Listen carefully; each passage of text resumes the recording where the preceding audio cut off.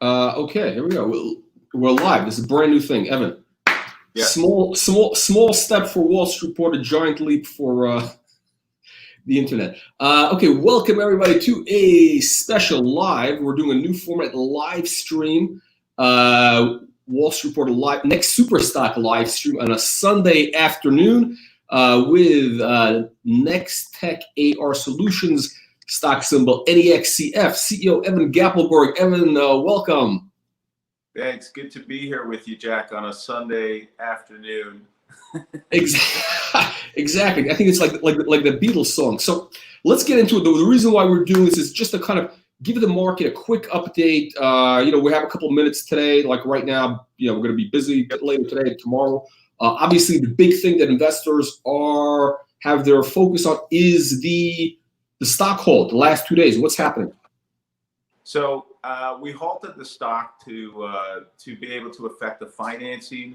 Mackey Research is our underwriter. We've been spending weeks with them, going through extensive due diligence. We filed a short form prospectus. On Thursday we had to file it with the exchange in Canada. It's a Canadian-only offering. This is the first time that NexTech is doing a short form prospectus. It's a much, much higher level of due diligence and scrutiny. Our previous financings have all been private placements, which is a very different kind of transaction where the stocks got a 4-month hold, and it's different. This is kind of just a big step up for NexTech to be able to attract a firm like Mackey Research, again, a major brokerage firm. I think there's like 5 of them in Canada, and they're one of them. And so we were doing what's called an overnight financing with them. There's a couple of different ways to do these types of financing. An overnight financing, you halt the stock, you basically go out overnight, and you market the deal. And so because of the extreme volatility in the stock, because Monday, Tuesday, the stock was gyrating wildly, we decided to keep the stock halted on Friday as well. And so we will open for trade on Monday, and we will put out a press release. The idea of the Friday halt, just to put a little more clarification on that, it really wasn't anything to do with the shorts.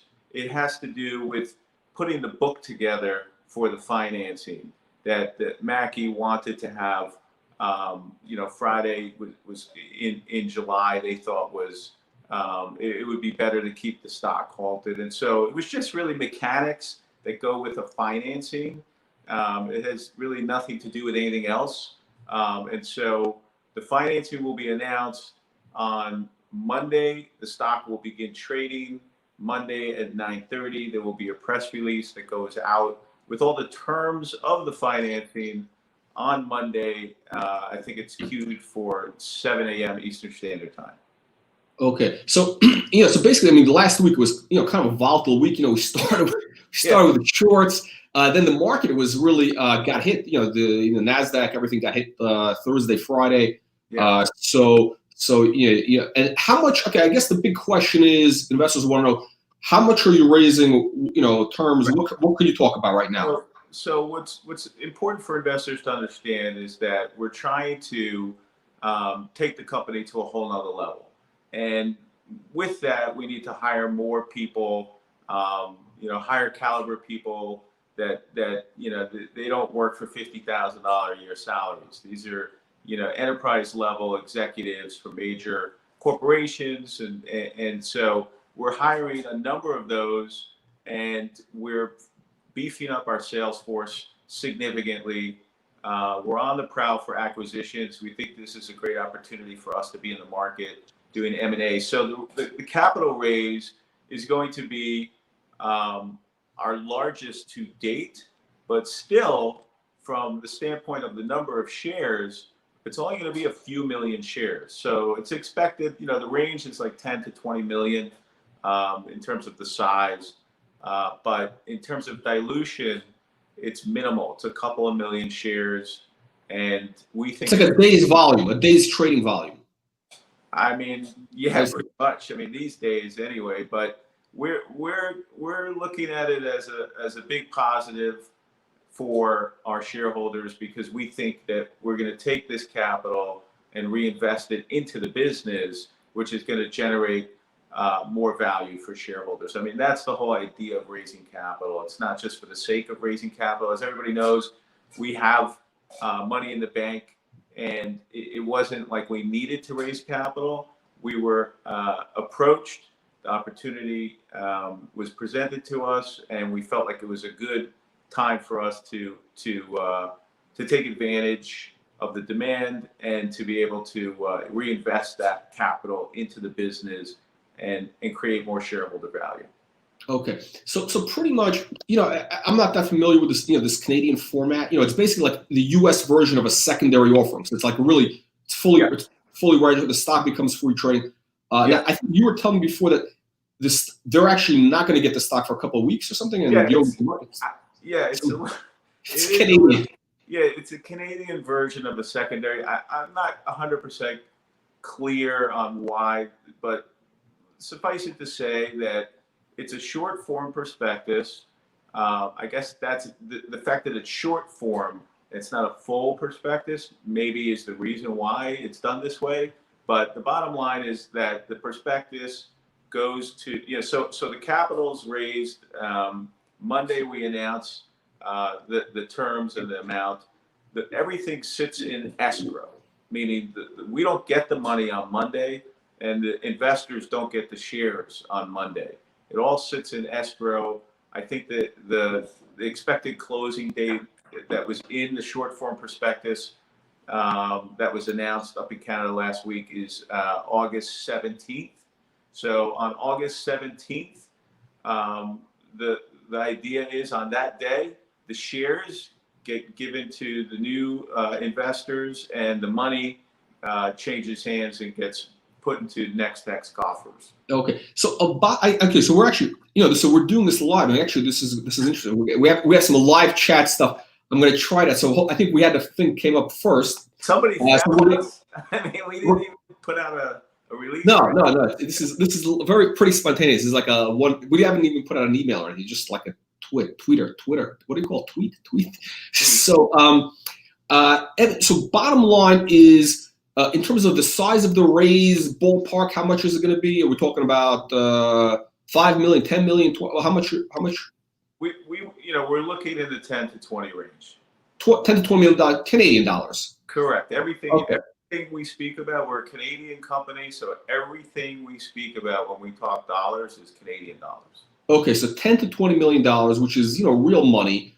It's a real rate. This is like it's basically like the U.S. version is a secondary. So I want to talk about that. The significance of that, which is interesting. The price. Can you talk about the price? What's the range? Speak to the price. I mean, obviously, I can't say this though.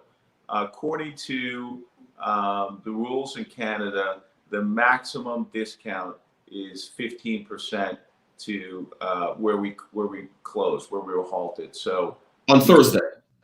On Thursday, right? Okay. So the maximum discount is the maximum discount. Okay, so it's about worst case situation. The new buyers are getting the stock at, I don't know, 680 or something, 675 Canadian. You got to do the math. If you do the 15%, yeah, I don't have a this is. Yeah. I don't have my calculator right here. But okay. So let's. I want to go to a couple live questions, whatever these are. These are chat comments. So let's try this. Okay, this is from YouTube. Lung Detox. Can you see it? Hold on. I see Evan. All right. I want 2,500 more. Is it going to go down, up or down? So that's the question. So it's a comical question. Yeah. So my answer to you is you got to go through Mackie Research if you want to put in an order. I doubt there's availability, but is it going to go up or down? That's the $1 million question. I mean, that's nobody knows. What I can say is that historically, if you look at secondaries, you typically see a knee-jerk reaction where people sell initially, and then the stock typically recovers. So that's typically what happens with secondary offerings. Okay. I think actually this guy is in Texas. Yeah, so I think this guy's in Texas. Seriously, Texas guys are in for the long haul. This guy's in Texas. He's made some comments. So I think I think he's a new shareholder. So Lund Detox, welcome.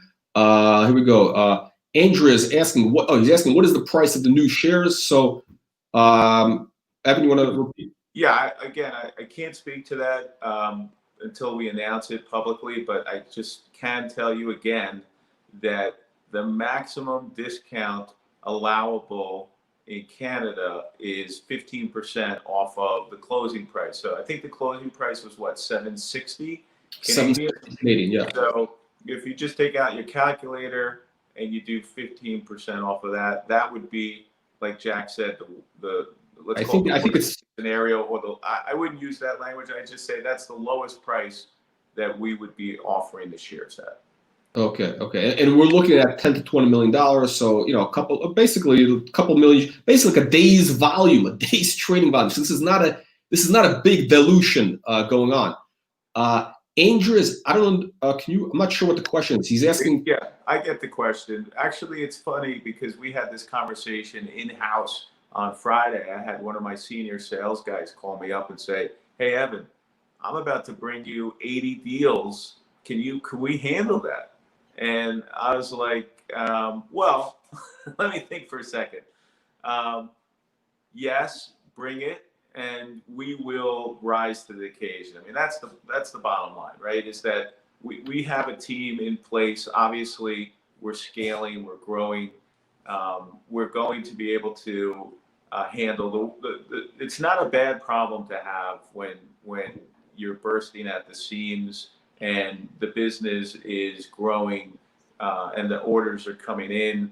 So we currently have a lot of business on the table, but we are continuously hiring, and there's the potential for a lot more business, and so we're hiring ahead of that. So I tell my senior management team, look, let's not hire for what we think we need to deliver next week. Let's hire twice that amount. Let's double that. Maybe I'm wrong. Maybe we need to triple, but that seems irresponsible. So we're just going to hire double the number of people we need to be able to deliver what we currently have. And the idea is that if we max out on this new hire, and then in another couple of weeks, we get additional business that goes through that new hire's capabilities, we'll have somebody behind them that will be able to pick up that new business and deliver. And so we're building our bench, I guess is the way to think of it, so that when the additional business shows up, we're ready. Okay. So I guess he was asking about the scaling of the business. I wasn't sure he was talking about the top. Okay. So we have Lund Detox saying we already have 30,000 shares. Congratulations. Okay. Great. Let's hopefully we'll have you back in October when the stock is $20. This is not investment advice. I'm not giving. This is not a buy sell recommendation. So that's when the short sellers will be back. Okay, so here we got. Actually, we got a comment saying I got forced out by shorts. Michael saying I got forced out by short sellers. What can you do about that? I mean, honestly, Michael, I feel horrible that happened to you. But I just want to say, when you say you got forced out, I have to believe you pressed the sell button, and so to some degree, you got scared out, you got forced out, scared out. The shorts, that's their game. If you understand the way the market works, and I've tried to communicate this a number of times, is that the short sellers' business model, and they do have a business model, they have a playbook. Their playbook is first to short the stock, right? So they place their bets, then they go out with a megaphone and they start talking about all the potential negatives, all the potential things that either could go wrong or whatever it is that they come up with. And, it's innuendo. We're all human, and human nature, unfortunately, this fight, flight, right? Fear is a big part of our lives that we live with. Fear and greed drives the market. So on the greed side, stocks go to, really crazy numbers sometimes. On the fear side, like we saw the drop with COVID-19, remember the market collapsed on COVID fears. And that was just a few months ago. And so it's part of being an investor, just to understand the lay of the land. When a short comes out, remember, they're trying to get you to sell.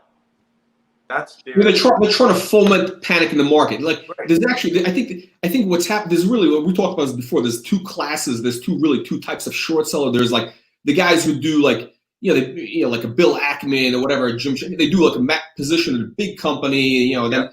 And then you have these guys who are really in the micro cap world, which is basically, it's really market manipulation. I mean, these guys are, I would say they're engaging in fraudulent behavior when you build up a position, you build up a short position, knowingly that you're going to put out a report which has, let's just say, either false information or it doesn't report a false, but it's made to create panic in the market. So it's really designed to create, and then you do a lot of other things to create that panic. That is a type of manipulation, and it's amazing that it's a reverse pump and dump. It's like, and the SEC, nobody does anything about it. Yeah, but I think what they do, and this is an interesting, NexTech's an interesting case study because my previous company, Future Farm Technologies, right? The shorts bring it up as, hey, the last deal, he sold out, made all this money, pump it up. And so they use innuendo, right? So they take some factual information, right?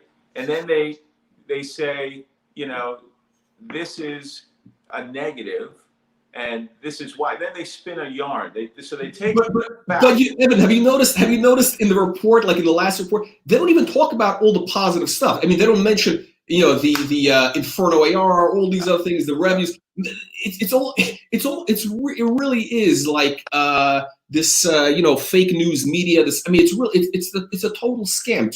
It's incredible that they're allowed to get away with this. But I'll tell you what, I mean, like I don't want to turn this into like a political thing. I know you and I are probably on the opposite side. So, but let's just go controversial anyway. Since we're live, let's do it. So I would say, look, what's happening with NexTech. I mean, why you have the shorts coming out, why you have a lot of like sort of resistance, because it's a shock to the system. Okay, it's a shock to the system when you have a micro cap stock that actually breaks out and starts becoming a real business. When you actually, because it's always a story, the public in the micro cap space, right, which is basically public venture capital, and most people assume that these stocks, these are never going to go anywhere, pump and dump, so this or that. So the regulators kind of look at it as, we're just going to like ignore whatever, you have.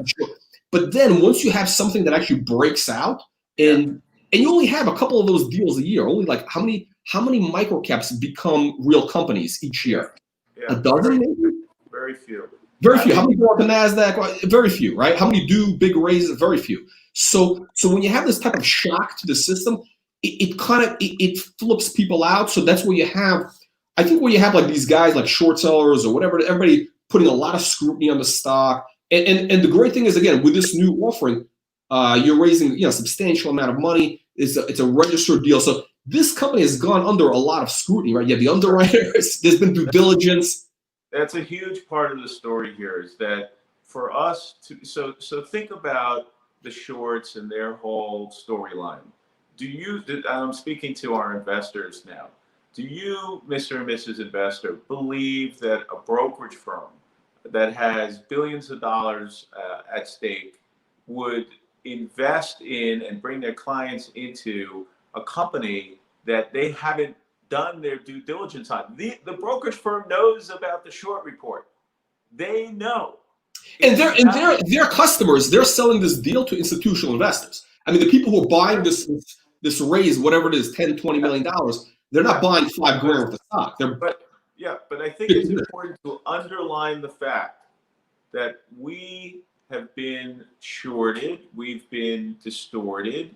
A report came out saying our stock's going to zero or a penny. The brokerage firms have analyzed our company and looked at our contracts and looked at our due diligence and done their due diligence and said, you know what, we're good. And you know, we're talking about armies of lawyers, armies. This is not like, you know, one guy sitting at a desk.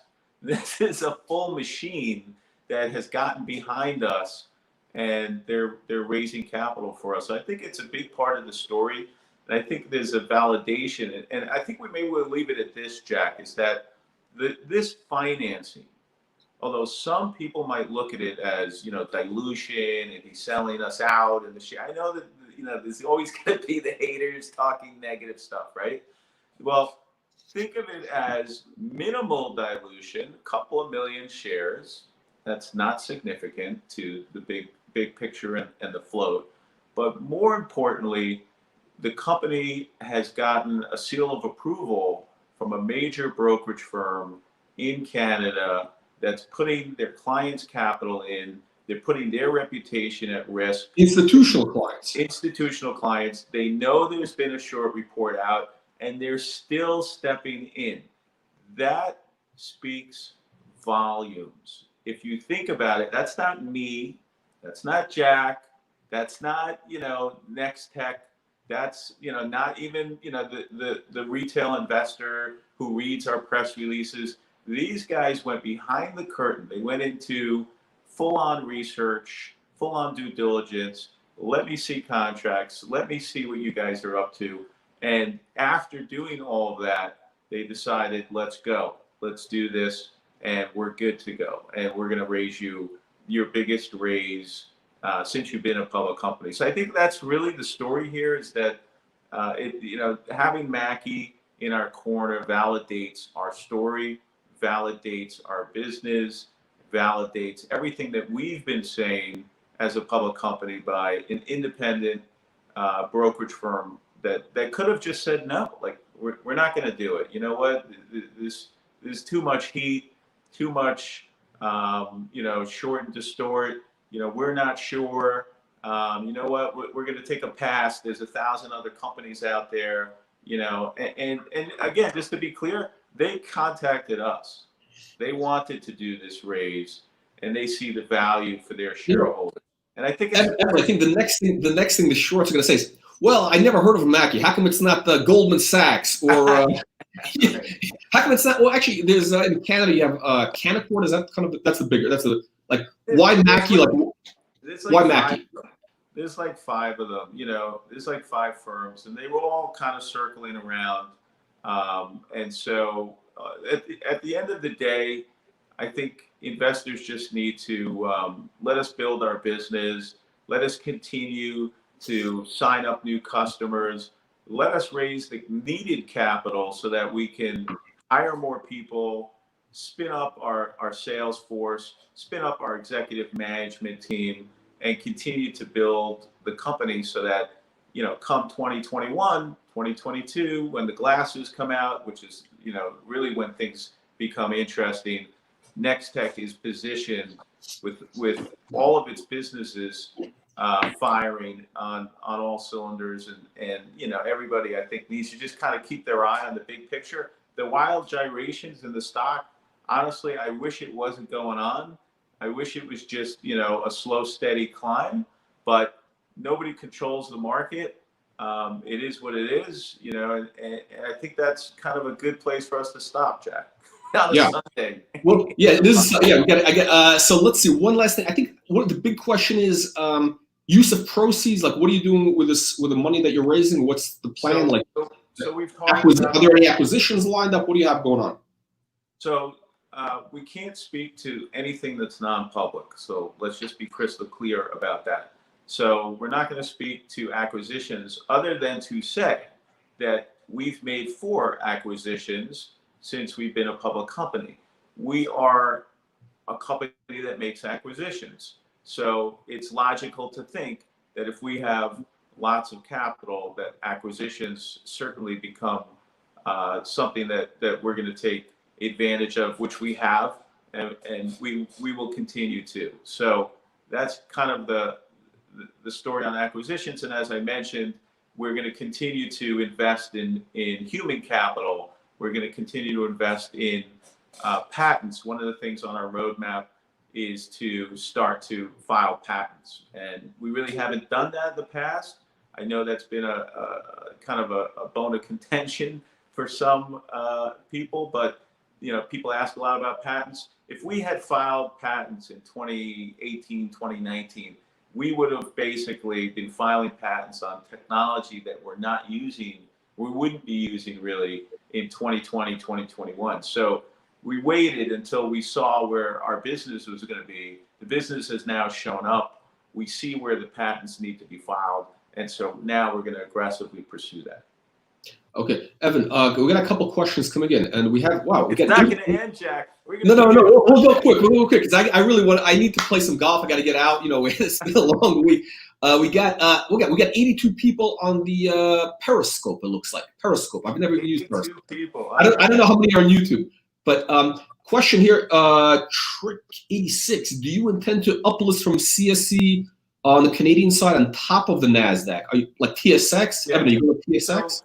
So we looked at it, and the TSXV is somewhat of a lateral move. It's not really a big step up, in my opinion, anyway, from the CSE. The TSX, on the other hand, not the V, would be interesting to us. We have been in discussions with them. Okay. We got an interesting question here. I think this guy is asking. Are you gonna? Do you see yourselves manufacturing hardware? No. We will never manufacture hardware because A, it's super capital intensive.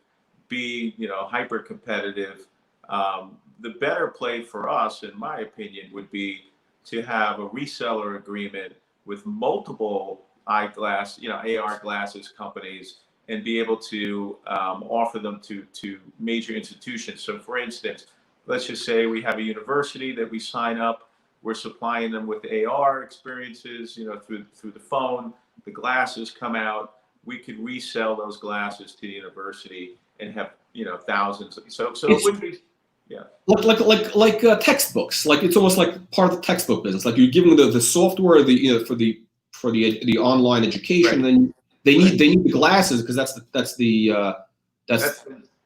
next level of augmented reality, especially for labs, which is an area that we're going after aggressively. If you think about a classroom, what would you use augmented reality with in a lecture? All right, you can turn the guy into a hologram, but that's about it. But if you think about a lab where there's interactivity, there's science and equipment, you could turn those experiences into animations using augmented reality that are very, very immersive. And we see that as the future and even the present for universities, because there is no labs going on right now. Science labs, right? Social distancing. Right. It's funny. Like on Thursday's live, who was it? We did it Thursday or Friday? So much stuff this week. I don't even remember. It was when we were halted, so it was Thursday. It was the Thursday. Okay. So when you showed that thing with the glasses when when Paul was doing the demo, and man, this guy is really tremendous. So when he was doing that demo, it actually finally sunk in. Wow, when the glasses come out, this really is kind of that game changer. It's going to be kind of like, I kind of mentioned my personal experience when the web happened. I was like doing print. We had print magazine, Wall Street Report was doing print, and right. I was like, who needs the web? What is the internet? Like this is 1995, and what's going to happen is, when these glasses come out, it's going to be as much of a disruption. I believe these AR glasses from Apple and whoever else is going to be as much of a disruption as the web browser. When the NEXCF browser came out, that was it. Yeah, I actually think it's going to go much, much faster. So if you think of the internet, Jack, it actually took over a decade for the internet to really take hold, right? That, started in 95, like 2005, that's 10 years later, the internet was really just getting its feet under it. And 2008 is when the iPhone came out. And then, if you think about technology, the adoption rates are moving much, much faster now than ever before. So I'm predicting that the glasses are going to be something that happens very, very quickly, and the world will change forever. Meaning, it'll be, I hate to use, it's like out of a movie, but your lives, our lives will all be basically like we're living in this spatial computing wonderland where, everything and everywhere you look, you're like living inside a computer. Really, that's the way I would describe it. I was just reading some new patents that Apple has filed, where basically they're going to be able to turn almost any object into a button. So you could be I don't know, like driving your car, and your steering wheel could be turned into something you could tap, and the glasses would change screens, like anything. And it's like, it'll move with you. So you could be out to dinner, and your table could be turned into a button. I mean, like, think about everything becomes interactive. I mean, that's where we're going. And it's hard to even comprehend it, but augmented reality is going to be playing a big part of everybody's future. Don't believe me? Go read up on Tim Cook, Apple Computer. And that's why, I started this company, Jack, is that in 2018, I was able to kind of get a glimpse of what was coming. I knew it was going to start in 2020, 2021. I wanted to get in early, which we did. And now we're positioned with our Inferno AR and the rest of our tech. I think probably, what is it? Apple. They're saying Apple. Like, I'm starting to see all of a sudden, like, when we start talking about like last August, like AR glasses, I was like, whatever, Right. But I'm really starting to see stuff on like YouTube. Guys there's the Apple AR glasses, all that other AR glasses.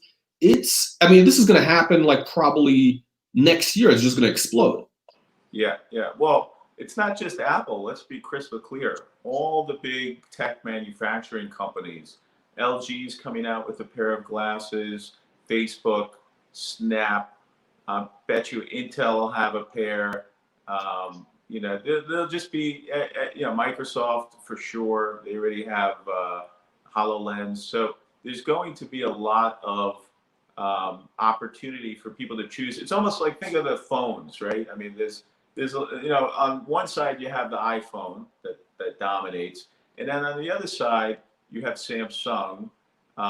And so if you think of it, though, if you start to look at phones, there's a lot of additional phone manufacturers behind Samsung that still have billion-dollar businesses, right? And so you have these two, big players, and then you have a lot of little players. It'll probably be very, very similar with the glasses, that you'll have these two big players and then lots of little guys.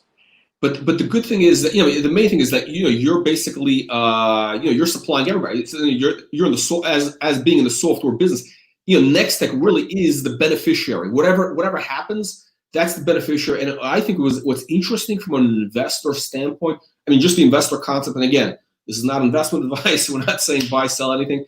Once the Apple glasses, once the hardware is out there, there's going to be this crazy, it's going to be like the hottest theme. Investors, that's what everybody's going to be talking about, the glasses.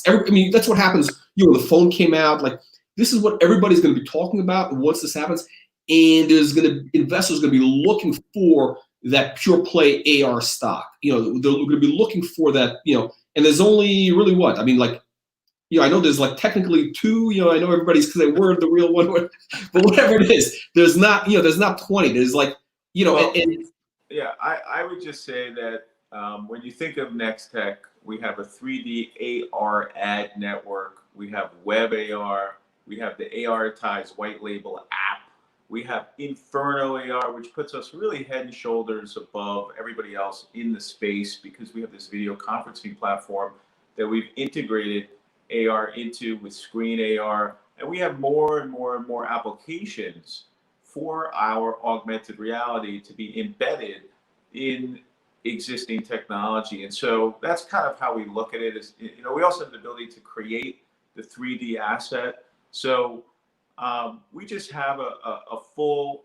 and broad spectrum of AR capabilities. That's what makes us unique, is that, you know, we're not just a one-trick pony or one and done. And I would also say that we want to broaden it. We want to have an even broader menu of AR offerings so that when, as you mentioned, the demand comes to the market in a big way, like it's increasing now, for sure, the market's growing. But when the glasses come out, it's going to go from growing to, you know, just like that. It's going to be parabolic. I mean, right now, you know, AR is still not on the radar. It really isn't. I mean, no matter what. No, but once, I mean, once that's happened, yeah, everybody should ask themselves the question: how many times do they come in contact with AR? Right? It's, you know, all right. If you use the IKEA app, or if you use the House app, or Wayfair. I mean, there's a few e-commerce sites, and you know, back to e-com, we have e-commerce sites as well that has AR built into them. So we're part of that ecosystem. But if you think about it, it's really mostly in e-commerce. That's really ground zero for AR today.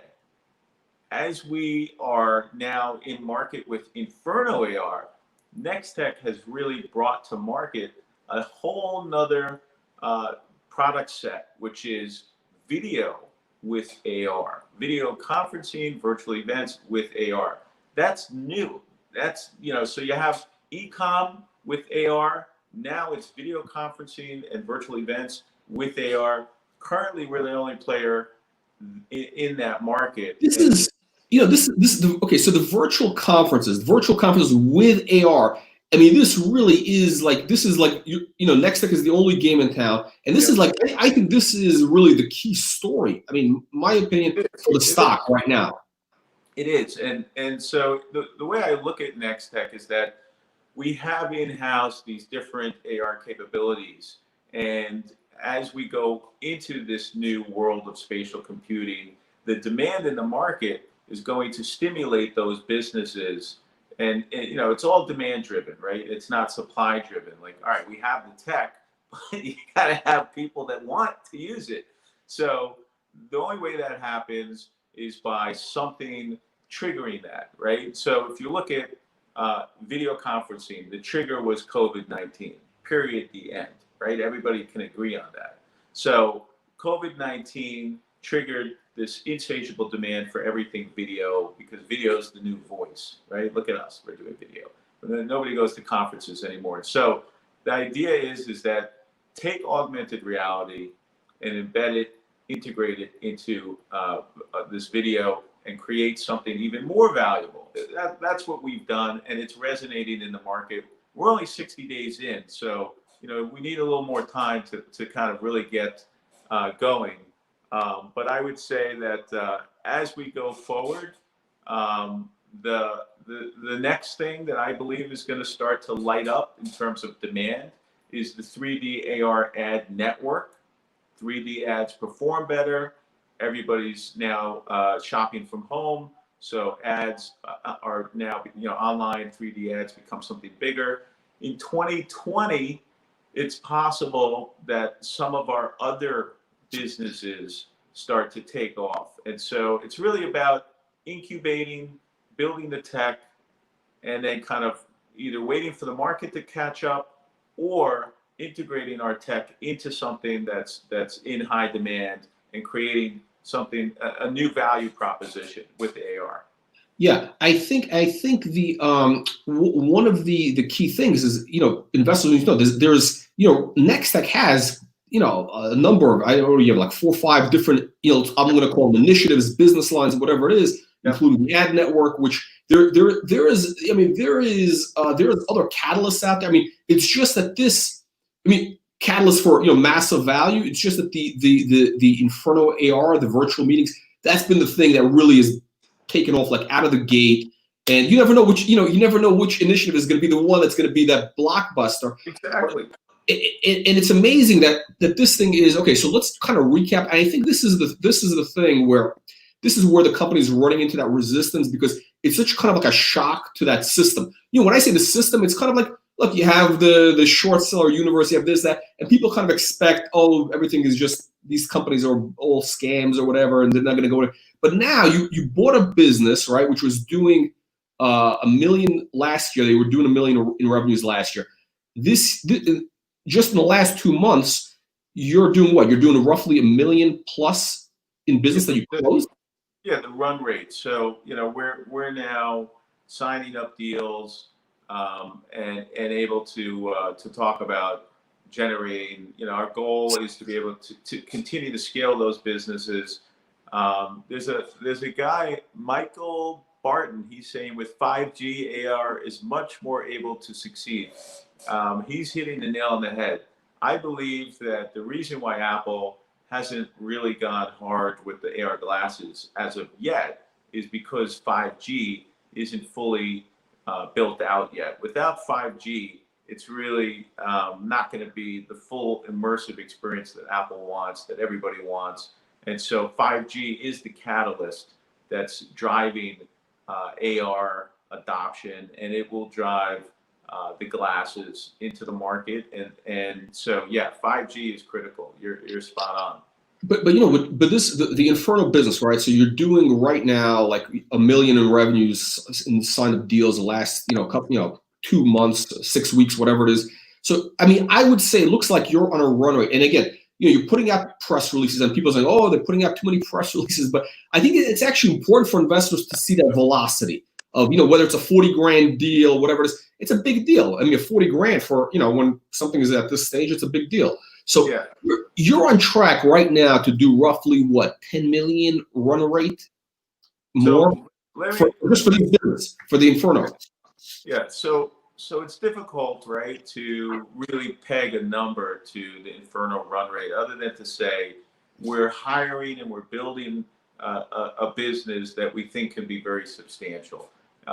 We did come out and announce that we've signed about $1 million worth of deals. And if you extrapolate that out, it could be 12 million over the course of 12 months, obviously. And so the thing is, though, is that I think it's important that everybody understand there's 2 reasons why we put out a press release with a $40,000 price tag, which, we've taken a lot of heat on. A lot of investors say, wait a minute, it's got this massive market cap of 500 million or whatever it is. The market is forward looking. The market right now for tech stocks is looking 2 years out. Right. So there's a couple of things. One is, 40 is about our average deal size. The range is 25,000 to 250,000, but 40 is about the average. And so, I felt that, hey, if we put out a press release that says, hey, we landed a client and it's, an international global account, like the last press release we put out with that aluminum company's event that we're going to be doing. They've been doing events for 37 years. This is their 38th year that they're doing an event. They chose us. Why is that important? Well, it validates us. We're the new kids on the block. We just launched this tech. While a $40,000 deal might seem insignificant to our market cap, and to some degree, I don't disagree. I could see the point there. Hey, $40,000. Everybody wants us to sign $1 million, or $5 million contract. Well, that's not the way our business runs. We're not signing these multi-million-dollar deals. We're signing many deals. Some of them have licensing fees attached to them, where they'll license our technology for a year. And those deals are generally with larger enterprise scale institutions like universities. So university might license our tech stack for $150,000 for a year. It could be $250,000, and then they contract us for additional services. So those services, again, these are over 12 months. It could add up to a much bigger number. It's still early days, so it's hard for me to put a number on it, but it's not insignificant. The other piece of our business is virtual events. So you have universities, right, higher ed, then you have these virtual events. So a virtual event or a conference is either 1 to 3 days typically, and you have, either a couple hundred or a couple of thousand people showing up. And we build these and we showed everybody, what they look like. That whole demo we did with you on Thursday kind of. Yeah, the demo, anybody watching this, you got to check out on our channel the demo. Paul Duffy, the NexTech president, he does a fantastic demo. It was mind blowing, and it's right on the channel. You can watch the video. And again, the companies signing up for the services. I mean, these are real companies. Right, and that was my point. So back to the $40,000. So those are the $40,000. So $25,000 to $250,000 type events. We announced them because we want to show people we're in business. We're validating the fact that we have this platform. We're not announcing every single deal, as everybody knows. And so, we just try to be upfront, transparent with everybody about business. And, at the same time, I guess I need to listen a little bit and think maybe that we should probably announce less contracts and maybe just some bigger contracts and not some of the smaller ones. I don't know. It's a kind of a fine line, I guess. Yeah.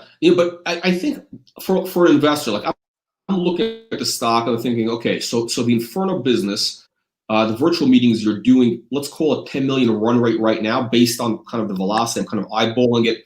So in theory, and again, the market's valuing, virtual meetings, like companies like Zoom, whatever, at 50x, 20x revenues, whatever the numbers are. And this is the virtual meetings plus AR, which is like a next generation thing.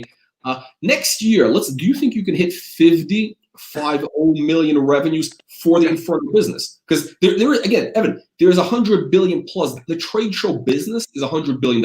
Yeah. Rough, right? So here, before you let me just add. It's $100 billion business. And calm down, Jack. Yeah, I'm excited. Don't take my enthusiasm. Anybody in the audience, don't take my enthusiasm as interruption. We're gonna get. But if you have this $100 billion business, right? Anybody running a trade show of any size, they, at this point, they're saying, why would I want to take a risk on doing something next, March of 2021? I got to book hotels. Who knows what's going to happen? I could do a virtual event. It's going to be almost like the real deal, maybe better, because you have that. It's much more. No, because you have AR. Yeah, the AR. It's so my answer to you is is that I don't want to start talking about projections just yet. What I want to talk about is the fact that Monday the stock's going to open for trading 9:30 in the morning. We're putting out a press release at 7 a.m. And stay tuned, because we're going to be putting that money to use. And the idea is that Mackie is now our banker, raising us anywhere from 10, 20 million approximately.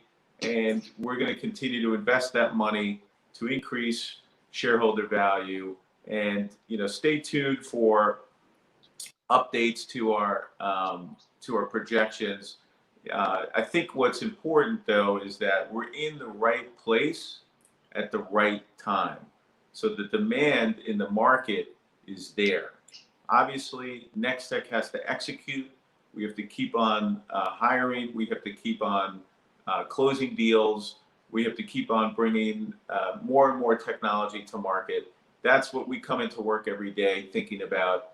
How are we going to deliver on all these conferences? What are we doing to keep bringing new technology to the market? So stay tuned, Scott. Yes, it is a cliffhanger. Stay tuned for the next episode of the Wall Street Reporter. So we're gonna end right here. We're gonna end right here. We want to keep it. We want to keep some excitement in the market. I mean, I think a lot of people like this roller coaster thing. So everybody who's watching right now, thank you for joining us. It's kind of this is a new format. We just did it like last minute on this live to YouTube and what is it? What's the other thing? YouTube and the other thing. The bottom line is the Periscope on Periscope. Yeah. So, by the way, so anybody who's watching, just let us know. Send me an email, whatever. Just let me know if you like this new format. If you want us to do more of this versus the other things, and it'll be great. So, Evan, thank you again for your time. Have a great rest of your weekend, everybody. Thank you for joining us, and on a Sunday morning, Sunday afternoon. And Jack, thank you for taking time out of your weekend to do this, because it's important for our shareholders. Thank you. Absolutely, yeah. And by the way, Evan, just I have had some comments saying that, oh, you got to let the CEO speak. Oh, this guy interrupts too much. Don't take my interruption. I'm enthusiastic about a story, so but we're not. This is not meant as we get plenty Jack of can't time. help himself. He likes to talk, but everybody should listen to Jack, because Jack actually knows a lot. All right, thank you, guys. Thanks, guys.